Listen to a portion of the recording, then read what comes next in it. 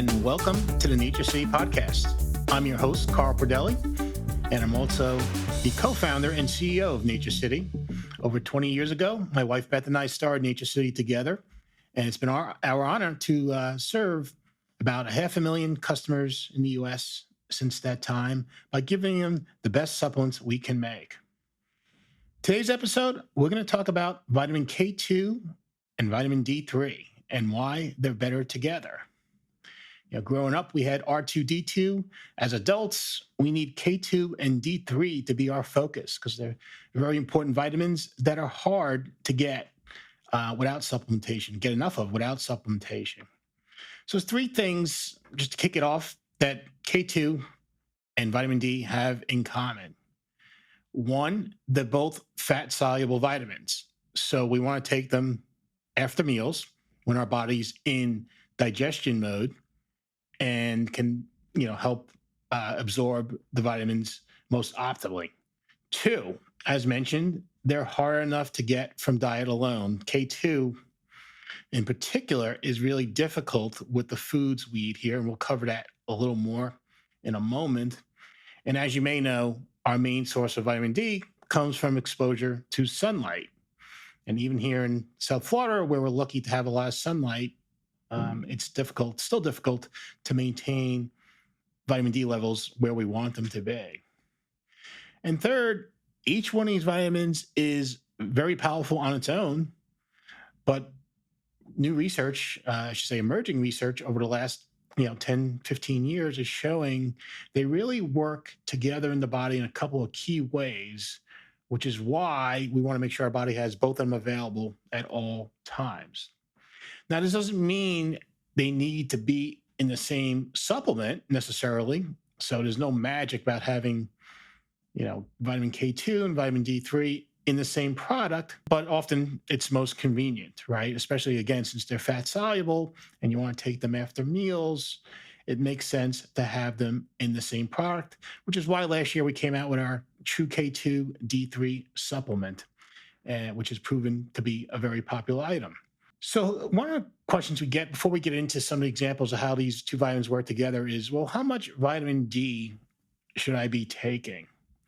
And it's a little bit of a question that can best be answered in conjunction with your doctor. Vitamin D levels in the body are pretty standard on every blood test. I could tell you about 6 years ago, my vitamin D levels, which are usually measured in nanograms per milliliter on your blood test, and the normal range is like a huge range, right? It goes from 30 to 100 typically. Well, my about 6-7 years ago, my vitamin D levels were kind of at the low end of that range, in the low 30s, and I was kind of taking basically about 1,000 IU of vitamin D at the time. Fortunately, my doctor, like me, kind of keeps up in a lot of the science of nutrition. And we both set a target that, I should be at least 50 as measured by, my blood work. So to do that, I really had to increase my intake of vitamin D and vitamin D3 specifically because it's the best form of vitamin D to help raise those blood serum levels of vitamin D. So we really had to go from about 1,000 IU to about 5,000 IU. And that really helped me achieve the target of getting my vitamin D levels up to 50. Again, this is something you should really speak to with your physician to figure out what the best plan is for you. But certainly the low end of that normal range research, as we've learned so much about vitamin D in the last 20 years, right? It was always associated with bone health principally, but it's pretty much plays an important role in almost every major function in the body. So we probably, researchers have found that, really higher levels in our blood are probably most optimal for good health. Vitamin D, most people know vitamin D, it's a pretty popular supplement, but why vitamin K2? Well, for starters, let's just distinguish between vitamin K1 and vitamin K2, right? Because they are different. Vitamin K1, which is much easier to get from diet, right? If you eat leafy vegetables and greens, you're probably getting adequate vitamin K1. And vitamin K1's principal purpose in the body, or at least the main one it's known for, is helping with healthy blood clotting, right? It's, and it's very different roles than what vitamin K2 plays in the body. And we're still learning a lot about vitamin K2. It's most known for helping with bone health and artery health, cardiovascular health, immune health, and we're learning much more. I mean, there's a lot more of the story to tell when it comes to vitamin K2, but really, really a challenge to get adequate vitamin K2 from your diet alone. Um, Significant amounts of vitamin K2 are really only kind of found in fermented foods. The most notable one is a Japanese fermented soybean dish called natto. I've never personally tried natto, but from what I understand, it doesn't taste that good. And it's probably never going to become a staple of diets here in the United States. I do like, another decent source of K2, not great, but does provide some, is another fermented vegetable, fermented cabbage called kimchi, right? Korean dish called kimchi. Like that very much. Doesn't provide nearly as much K2 as natto, but certainly gives you some. But even that is not a big part of our diets day to day. The real kind of things which contain some vitamin K2 that we eat, is maybe fermented cheese, egg yolks, and even yogurt or some dairy products. But the challenge is to get what's recommended for adults right now in terms of the right amount of vitamin K2 to get daily, which is about 180 micrograms. Well, to get that, you really would have to eat like almost a pound of fermented cheese, which I guess could be fun, but probably not the greatest thing for your health, especially not daily. You'd have to eat almost like 32 egg yolks to get 180 micrograms of K2 and probably gallons of yogurt. So not going to happen, not practical, not realistic. That's why, along with vitamin D, we need a vitamin K2 supplement. Now, one important thing before we move on, if you're going to take a vitamin K2 supplement and you're taking a blood thinner like Coumadin, you definitely need to talk to your doctor and come up with a plan to do that, because a lot of those blood thinners are called vitamin K antagonists, and they kind of try to interfere with the blood clotting aspects of vitamin K, specifically vitamin K1. So you definitely want, before you take in any type of vitamin K supplement, K1 or K2, want to make sure your doctor is on board with that. So now let's get into a couple examples of how vitamin K2 and vitamin D work together in the body. We're going to start with bone health. So bone cells produce a protein called osteocalcin. And this protein helps bind calcium to bones. So osteocalcin is very important for maintaining bone health. It's basically the glue or part of the glue that helps bind calcium to bones. So for bone cells to produce osteocalcin, it needs the help of vitamin D. So that's where vitamin D comes into the story. But producing osteocalcin isn't enough. Osteocalcin actually has several roles in the body, but for it to help with bone health, it has to be activated. Okay.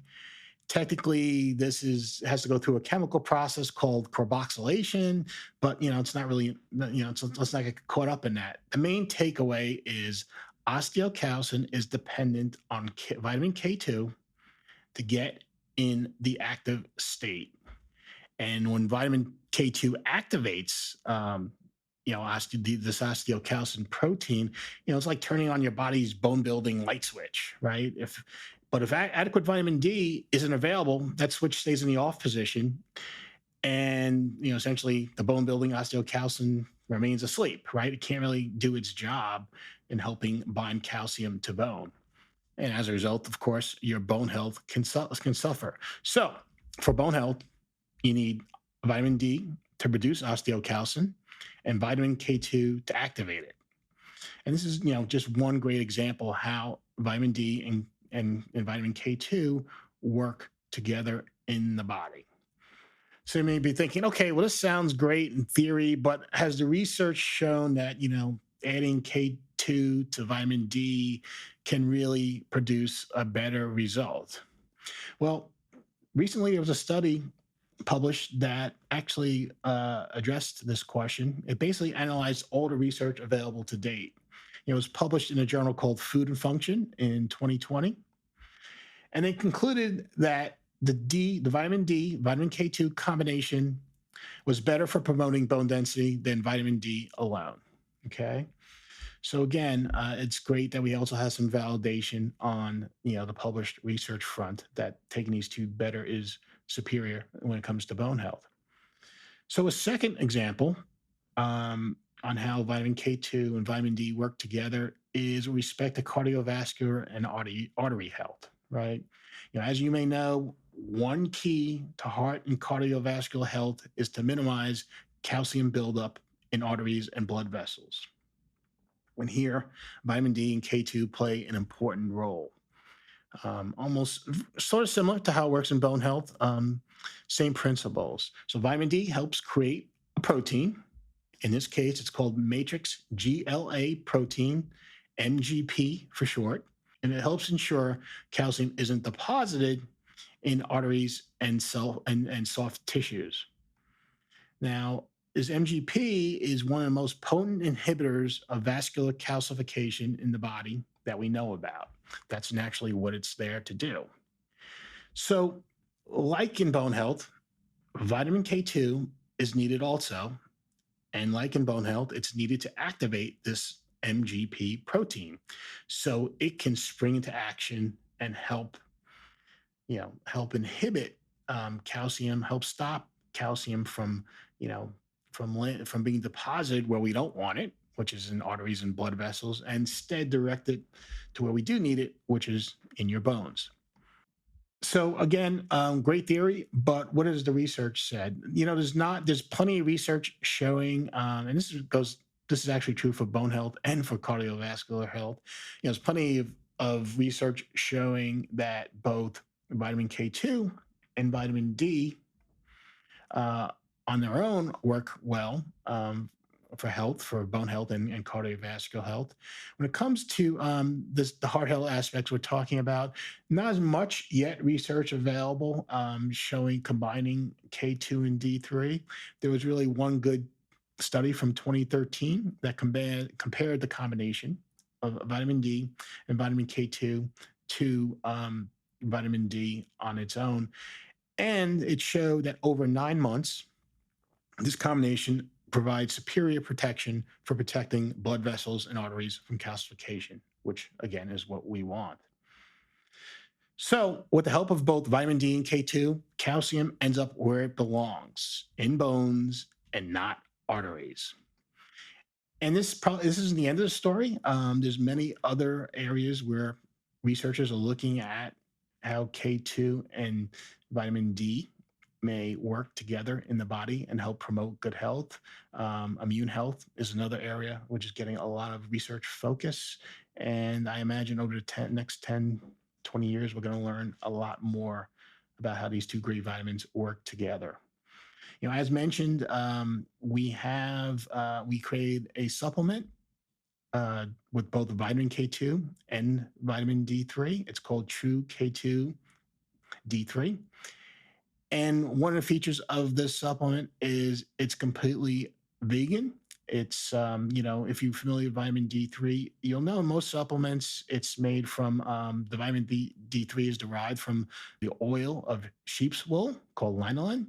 And there's nothing wrong with that. But, if you rather get your vitamin D from algae, either because you pursue vegetarian or vegan lifestyles, don't like to use animal sourced ingredients, we address that in True K2 D3 by having vitamin K2, which is derived from chickpeas.